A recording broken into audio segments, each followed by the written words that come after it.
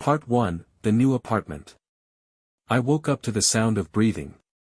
Not my own. It was faint, slow, and rhythmic, just beyond the vent near my bed. For a few seconds, I lay frozen, my heart pounding so loudly I thought it would drown out the sound. I tried to convince myself it was the building settling, the air ducts creaking, or maybe even my imagination. But as I strained to listen, I realized something that made my skin crawl. The breathing wasn't just near the vent. It was coming from inside it. I moved into this apartment 2 days ago. It's small, old, and a little run down, but the rent is cheap, and I needed a fresh start. The last tenant left in a hurry, so fast that some of their things were still here when I arrived. A few dishes in the sink. A jacket in the closet. A single, yellowed piece of paper taped inside the kitchen cabinet with just 3 words written in shaky, smudged ink: "Do not listen." I laughed when I first saw it. Now, I'm not laughing. The first time I heard the noise, I assumed it was rats. This building is old, and the landlord didn't exactly sell it as a luxury space.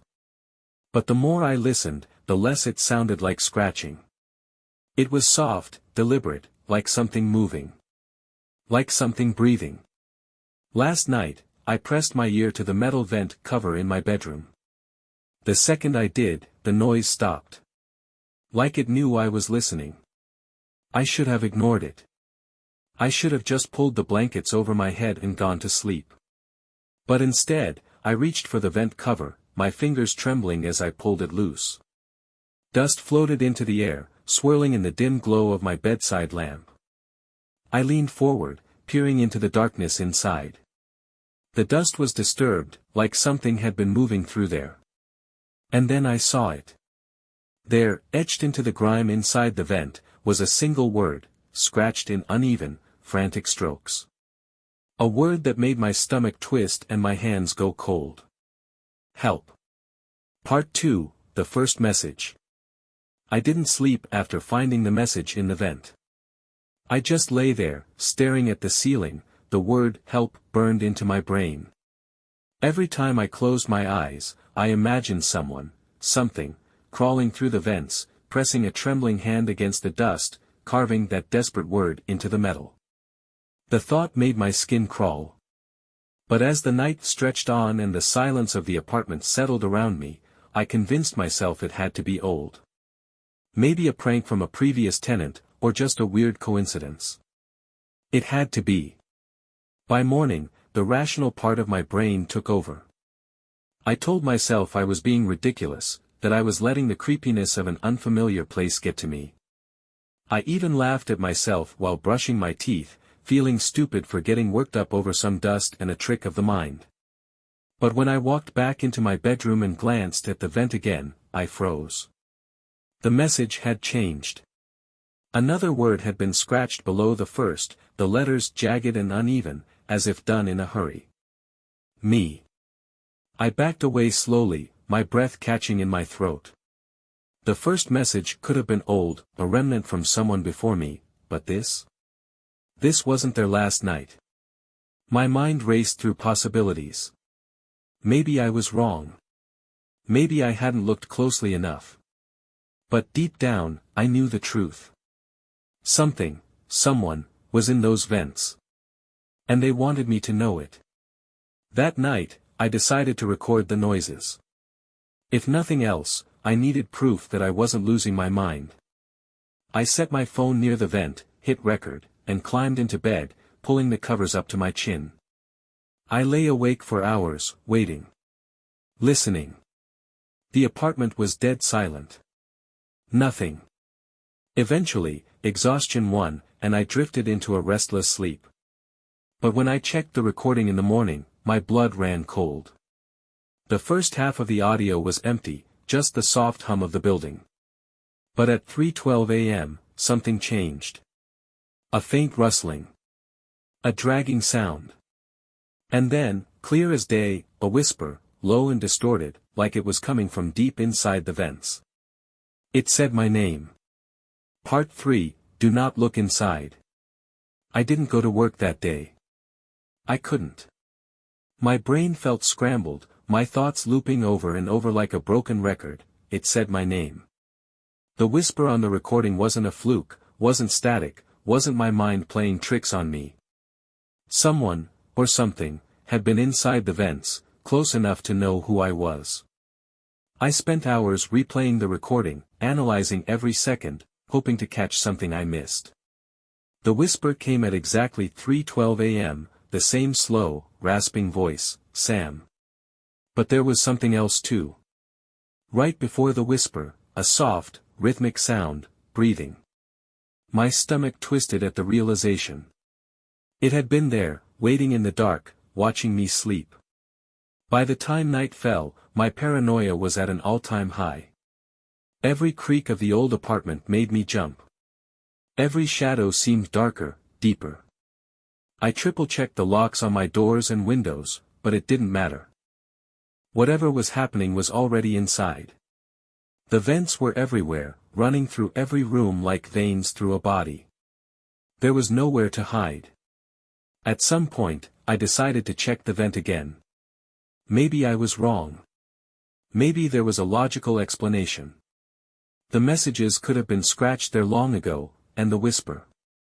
Maybe I imagined it. Anything was better than the alternative. So, with shaking hands, I grabbed a flashlight, pulled the vent cover loose, and aimed the light inside. For a few seconds, there was nothing but dust and darkness. Then, I saw them. Fingerprints. Clear, distinct handprints pressed into the grime, as if someone had been crawling through there. My breath caught in my throat.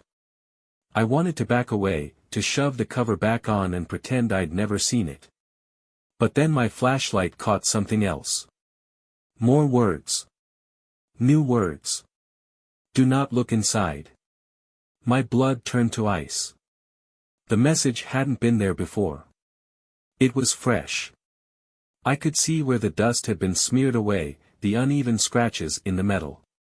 The warning wasn't from whatever was in the vents. It was from someone else. Someone who had been here before me. I scrambled back, my foot catching on the corner of my bed, sending me crashing to the floor. My heart was pounding so hard I thought I might pass out. I grabbed my phone, my hands shaking as I dialed the landlord's number. He didn't answer. Of course he didn't. I spent the next few hours sitting in the living room, every light in the apartment turned on, my back pressed against the wall. I couldn't bring myself to go near the vents again. But as the night stretched on, I realized something even more disturbing. The vents weren't just in my apartment. They ran through the entire building. Which meant, whatever was in there wasn't just watching me. I swallowed hard, trying to push down the rising panic. I needed answers. The landlord wasn't talking, but maybe someone else would. I grabbed my laptop and started searching. Apartment break-ins. Missing tenants. Unsolved cases. Anything that could explain what the hell was happening. And then, buried in an old forum thread, I found something. A woman named Rachel Greaves. She had lived in this same apartment 5 years ago. And just like me, she had reported strange noises in the vents. Whispers. Breathing. She had even contacted the landlord, begging for help. A month later, she disappeared. No signs of forced entry.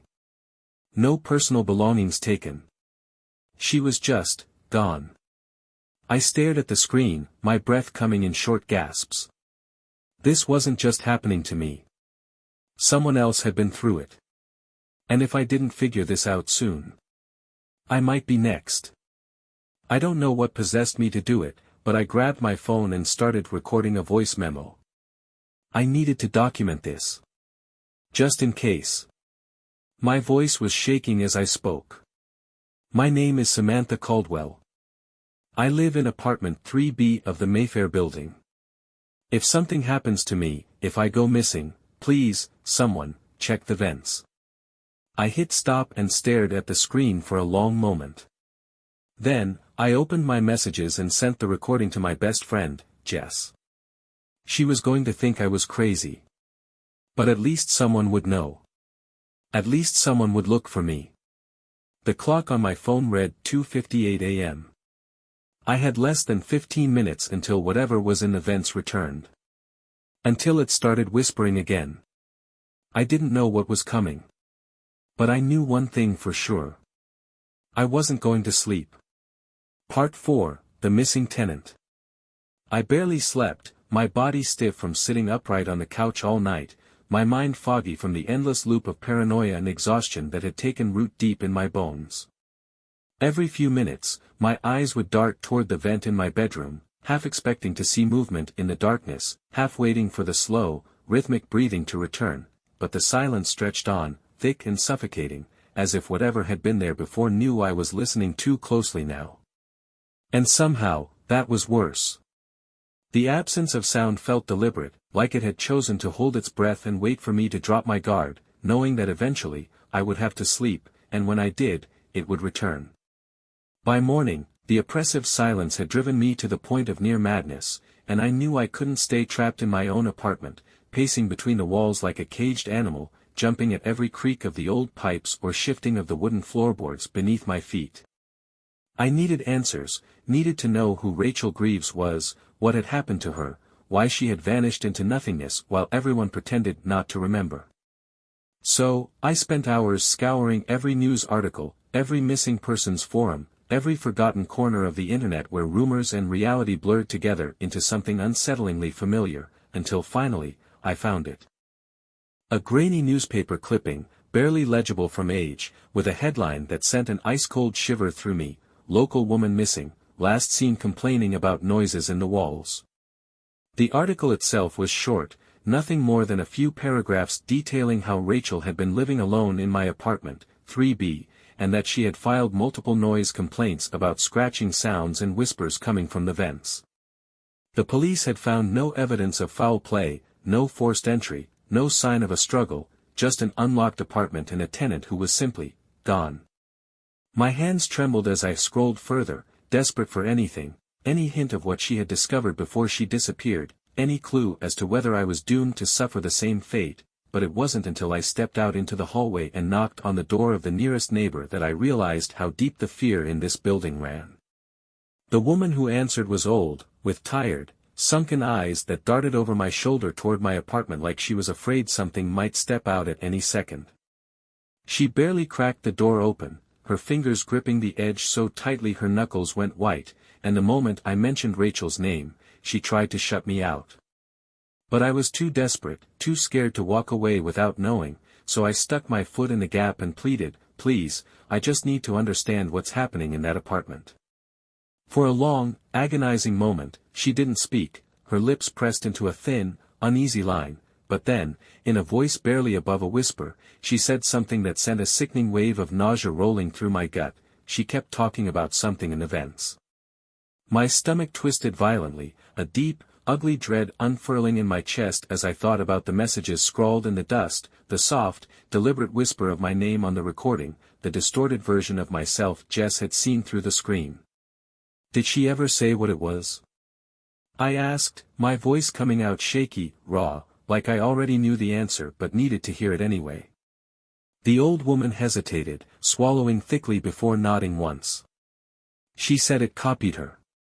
The words slammed into me like a physical force, sending me stumbling back a step, my breath coming in shallow, uneven gasps as the implications ripped through me with horrifying clarity.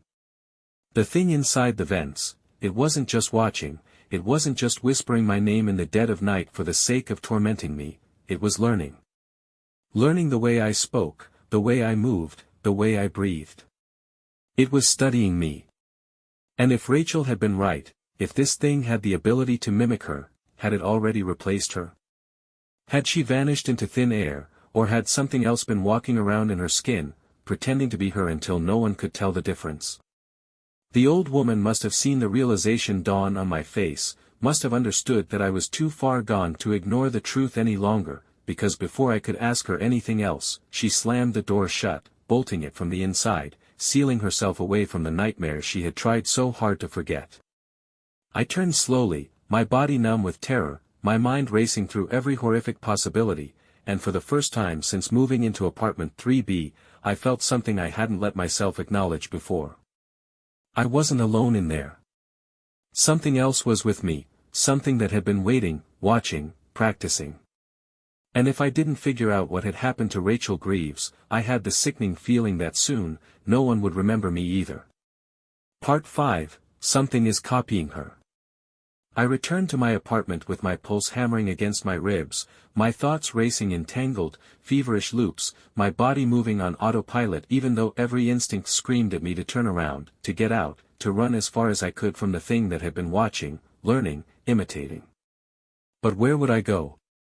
The vents ran through the entire building, burrowed into the walls like veins through a body, and I had no way of knowing how far this thing had spread, how many voices it had stolen, how many movements it had memorized, how many times it had spoken in whispers just beyond my hearing, molding itself into something that could walk and talk and exist among us without anyone ever realizing what it truly was.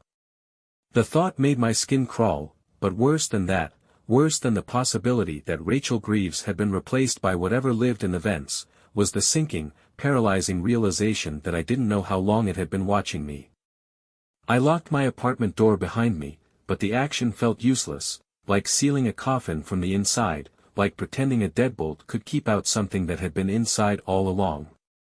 The air felt heavier now, thick with the kind of stillness that only exists in places where something is waiting just beyond your line of sight, waiting for you to look away, waiting for you to slip up. The apartment looked the same as I had left it, my laptop still open on the table, my phone resting on the arm of the couch, my keys still in my hand, but something in the air felt subtly, horribly wrong. It was as if the room itself was pretending to be normal, mimicking what it was supposed to look like, holding its breath and waiting for me to let my guard down. Then I saw it. At first, I thought it was a trick of the light, a fleeting shadow cast against the dim glow of my bedside lamp, an illusion created by exhaustion and fear, but when I turned my head, my breath caught in my throat, my stomach twisting into a cold, aching knot of dread.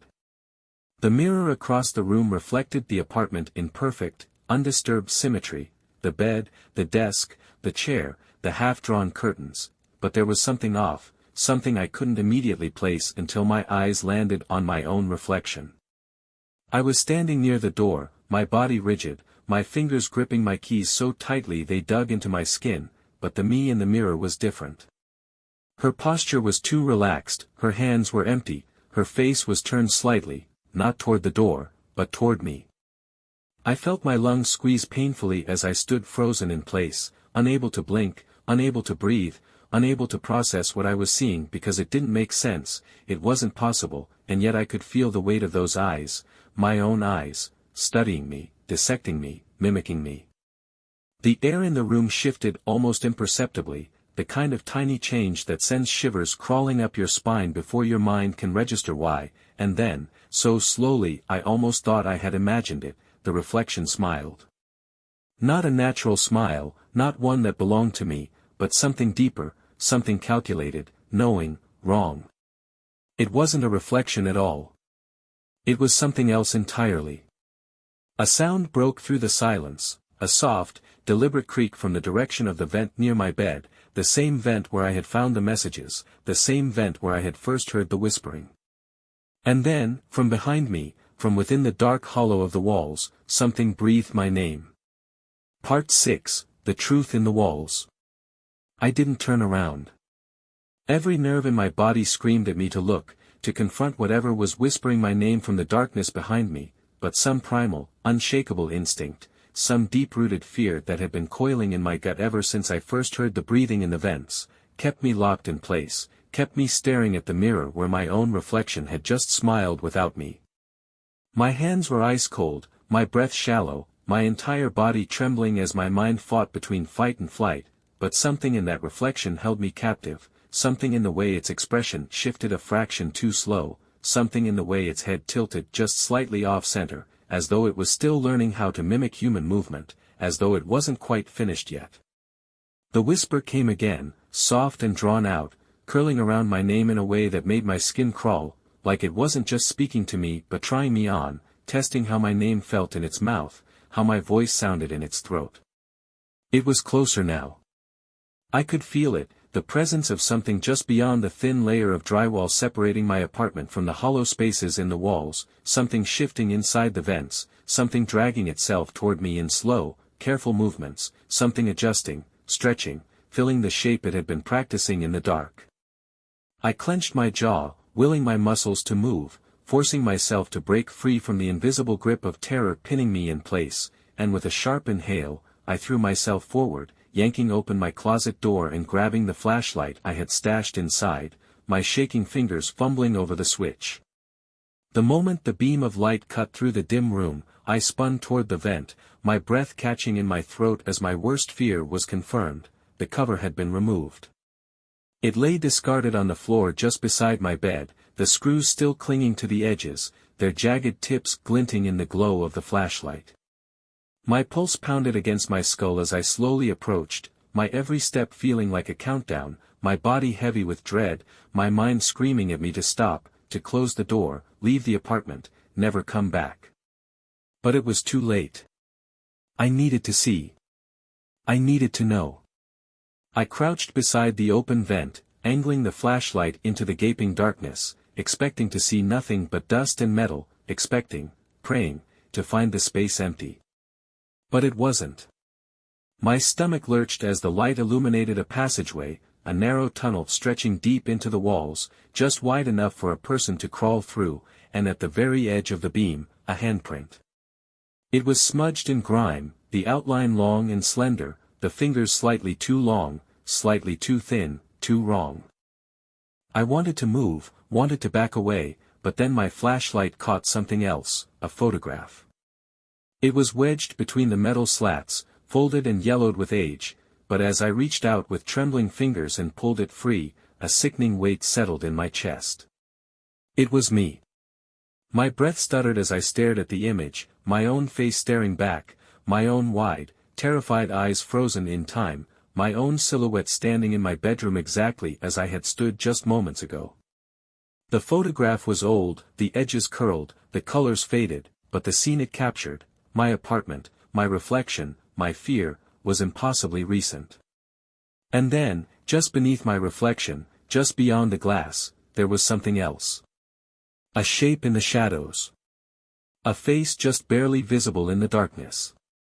Watching me. Part 7, The Thing That Shouldn't Exist. I couldn't move, couldn't breathe, couldn't tear my eyes away from the photograph clutched between my shaking fingers, because no matter how many times I tried to rationalize what I was seeing, no matter how desperately my mind scrambled to stitch together some kind of explanation that made sense, there was no escaping the truth staring back at me. Someone had taken this picture from inside my apartment. My reflection was frozen in time, caught in the glass of my bedroom mirror, but I wasn't alone in the frame, wasn't the only thing standing in that room. Just behind me, peering out from the shadows, was a face, distorted, stretched, human but not, familiar yet entirely wrong. And the worst part, the part that made my skin crawl and my breath stutter in my throat, was that it looked like me. My hands trembled violently as I turned the photo over, my breath catching as I saw the same jagged, frantic handwriting that had been scrawled inside the vent, the same uneven letters carved into the dust, the same message left behind by whoever, or whatever, had been here before me. But this time, the words weren't a warning. This time, they weren't begging for help. This time, they were a demand. Leave now. Before it does. The air in the apartment suddenly felt suffocating, thick and heavy with something unseen, something watching, something lurking just beyond the edges of my vision, just outside the reach of my flashlight's beam. Every instinct screamed at me to run, to grab my keys, my phone, whatever I could carry, and get the hell out of that apartment before it was too late, before whatever was hiding in the walls, whatever had taken Rachel Greaves, whatever had been studying me from the moment I moved in, decided it was finished learning. But then, just as I began backing away from the vent, just as I started to turn toward the door, I heard it. At first, it was nothing more than a soft rustling, a whisper of movement carried through the narrow tunnel hidden behind the walls, but then it grew louder, closer, a sickening shuffle of something dragging itself forward, something shifting unnaturally through the confined space, something stretching, unfurling, unfolding. My heart pounded against my ribs as I forced myself to lift the flashlight, to aim it back toward the vent, to shine it deep into the passageway, and for a single, horrifying moment, I saw it. It was hunched inside the vent, its twisted body crammed into the tight, suffocating space, its long, spindly limbs pressed against the metal as though it had been folded into itself, waiting, watching, hiding. Its skin was stretched too tight, its face was featureless except for a mouth that was too wide, too fixed, too wrong. But the worst part, the part that made bile rise in my throat, the part that made me choke on a scream that barely made it past my lips, was that it had my face. It didn't move at first, didn't lunge, didn't attack, didn't react at all, it just watched. And then, in the same slow, deliberate way that my reflection had smiled at me, in the same unnerving, unnatural way that it had mimicked my movements just a second too late, in the same horrifying way that made it clear that this thing wasn't just watching me, it was becoming me, it opened its mouth, my mouth, and whispered in my voice. Not yet. Part 8, The Last Tenant's Fate. I stumbled backward so fast that my heel caught on the edge of the rug, sending me sprawling onto the floor, my breath ripping from my throat in a choked, ragged gasp as the flashlight tumbled from my hand and rolled across the hardwood, its flickering beam casting erratic, swinging shadows along the walls.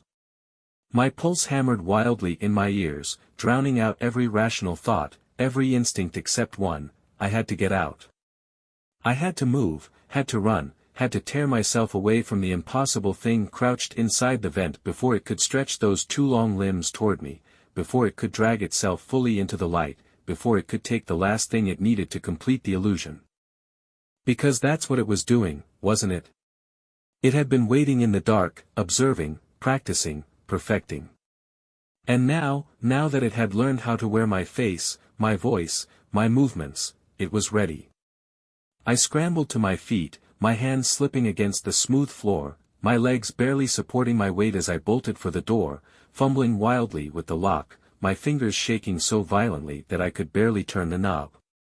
My thoughts spun in a frenzied, disjointed loop, flashing through every horror I had uncovered, the messages in the dust, the photos in the vent, Rachel Greaves disappearing without a trace, and then, like a sickening jolt of electricity through my spine, the realization slammed into me with suffocating force: Rachel had lived here before me.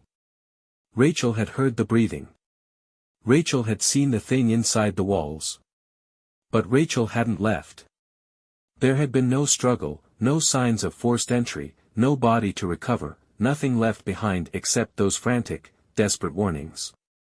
She hadn't vanished. She had been replaced. The thing inside the vent had been Rachel once, before it had become something else, before it had learned how to move like her, how to speak like her, how to exist in her place without anyone ever noticing that she was no longer real. It had been her, until it wasn't. And now, it had spent weeks studying me. How long had it been waiting for this moment? How long had it been whispering my name in the dark, rehearsing the way I spoke, the way I moved, the way I lived, until it was ready to step into my life and leave me behind in whatever place it had dragged Rachel? Was she still in the walls? Had she been trapped there all this time, watching through unseen cracks, screaming for help in the spaces no one ever looked? Was that what would happen to me? The thought paralyzed me, sent a surge of ice-cold terror through my veins, but before I could let it consume me, the apartment went dark. The lights flickered once, twice, and then failed completely, plunging everything into suffocating blackness. The flashlight. I had to find the flashlight. I dropped to my hands and knees, my fingers sweeping frantically across the floor, searching, grasping, but then, movement. A soft, deliberate scrape of something shifting across the hardwood. Not inside the vent. Behind me. My breath hitched. I didn't want to turn around. I couldn't. Then, in the pitch-black silence, my own voice spoke from the darkness. You were too slow. Part 9, The Swap. The moment I heard my own voice whisper those words from the darkness behind me, a suffocating wave of horror crashed over me, paralyzing me in place, locking my limbs into a rigid, unresponsive state as my breath rasped unevenly through my chest. My mind rebelled against what I had just heard, desperately trying to rationalize, to reject the impossible reality unfolding around me, but there was no logical explanation, no way to deny the truth that had been slowly unraveling since the moment I moved into this cursed apartment. It had learned enough. It had practiced, it had watched, it had perfected the way I moved, the way I spoke, the way I existed, and now, in the thick, suffocating blackness of my apartment, it was stepping forward to take its place in my skin. I forced myself to move, to scramble blindly across the floor, my shaking hands clawing at the darkness, searching desperately for the flashlight that had slipped from my grasp.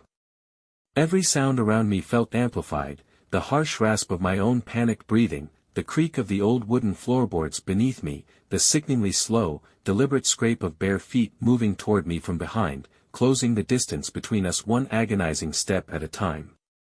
My fingers finally brushed against something solid, and without hesitation, I grabbed it, flipping the switch just as the thing that wore my face lurched forward out of the dark. The flashlight's beam cut through the blackness, landing on the figure mere feet away from me, and for the first time, I saw it fully. It wasn't just a reflection anymore, wasn't just a shadow lurking at the edges of my vision, wasn't just an eerie whisper curling through the vents, it was real. It was standing before me, its two thin limbs trembling, its head tilted at an unnatural angle, its mouth stretched into something that might have once been a smile but was now a grotesque, gaping mimicry of human expression. And worst of all, it looked just like me. The same hair, the same wide eyes, the same shape, but wrong. A twisted, unfinished version of myself, an imitation wearing my skin before it had fully learned how to use it. For a moment, we stared at each other, motionless, locked in an unbearable, silent standoff, the air between us thick with something unspoken, something inevitable. Then, slowly, too slowly, it raised one hand, curling its long, unnatural fingers around the edge of the flashlight's beam, and in a voice that was almost mine, almost perfect, but still slightly off, it whispered, "This is how it happens." My stomach twisted violently, a rising wave of nausea clawing at my throat, because I understood, finally, what had happened to Rachel Greaves. She hadn't left. She hadn't vanished. She had been replaced. And now, it was my turn. I didn't wait to see what would happen next. With a burst of adrenaline, I lunged forward, gripping the flashlight so tightly that my knuckles ached, and swung it wildly, aiming for the thing's face. The moment it connected, there was a sickening crack, but instead of flesh and bone, the impact sounded hollow. The thing staggered back, its features rippling, distorting, as if I had just struck something not entirely solid, not entirely formed. It let out a sound, not pain, not anger, but something close to amusement, and then, as I turned to run, as I fumbled for the door, as I felt my fingers wrap around the knob and yank it open, its laughter followed me out. Part 10, The Final Message. I don't remember how I got outside. One moment, I was sprinting through the darkened hallway, the cold air from the open vent still clinging to my skin, my lungs burning as I sucked in ragged, frantic breaths, and the next, I was outside on the street, standing beneath the flickering glow of a buzzing street lamp, my entire body shaking so violently that I could barely remain upright. The building loomed behind me, its windows dark and empty, the vents lining the brick walls like open mouths, waiting, watching, silent now, but not empty. Never empty. Somewhere inside, buried in the walls, curled in the spaces where no one ever looked, it was still there. And worse than that, I knew, I wasn't supposed to leave. I staggered backward, clutching my arms to my chest, my mind whirling through every impossible, horrifying moment of the last few days, the whispers in the vents, the messages in the dust, the photograph of myself taken from a place I had never stood, the thing that had learned my voice, my movements, my face, and tried them on like a second skin. And as I stood there beneath the street lamp, bathed in the sickly yellow glow, I understood, with a gut-wrenching certainty, why Rachel Greaves had never been found. She had never disappeared. She had never run away. The moment she tried to leave, something else had already taken her place. The thought made my stomach twist, my pulse hammering against my ribs like a warning, like a voice screaming at me to keep running, to never stop, to disappear before it was too late. But as I reached into my pocket, my fingers closing around my phone, a chill colder than anything I had felt before crawled down my spine, because when I lifted the screen, when I looked at the notification glowing against the darkness, my entire body locked in place. It was a message. From my own number. You should come back inside. The phone slipped from my grip, crashing onto the pavement, the screen shattering on impact, but I barely noticed because in that moment, in the breathless silence that stretched between my hammering heartbeat and the distant hum of the city, my apartment door opened. The sound was soft, careful, deliberate, as if whoever was inside wanted me to know they weren't in a hurry. My stomach dropped, my limbs frozen, my entire body screaming at me to run, to turn away, to never look back, but then, beneath the dim glow of the hallway light, I saw myself. It stood in the doorway, one hand resting lightly against the frame, its head tilted ever so slightly, its lips curled into a smile that wasn't mine but was so close, so eerily, sickeningly close that for one horrible, fleeting second, I felt my sense of self unraveling, splitting apart, breaking into something I would never be able to put back together. It was me. The same wide, fearful eyes. The same trembling fingers. The same shallow, uneven breaths. But then, so slowly that it barely seemed to move at all, it tilted its head in the opposite direction, its expression smoothing into something neutral, something empty, something inhumanly patient. And then, in a voice that was perfect now, flawless, indistinguishable from my own, it whispered, "I told you. You were too slow. Something is living in my vents. And it's becoming me." I heard breathing in my vents. Then it spoke in my voice. "The thing in the vents is copying me. I checked the vents. I shouldn't have. The last tenant disappeared. Now it wants me. I thought the noises in my vents were just rats. Scratching, shifting, maybe the old pipes settling, but then I found the messages. Help me. It's watching us." And then, one night, I heard something breathing. At first, I tried to ignore it. But the more I listened, the more I realized, it was listening too. Learning. Copying. Becoming. Now, when I look in the mirror, my reflection lingers a second too long. When I answer the phone, my own voice speaks back. And last night, I saw something crouched inside the vents, something with my face. The last tenant disappeared without a trace. I think I know why. And I think I'm next. Thank you for watching this story to the end. Subscribe to our channel to stay up to date with new stories. I also look forward to your comments, criticisms and suggestions below this video.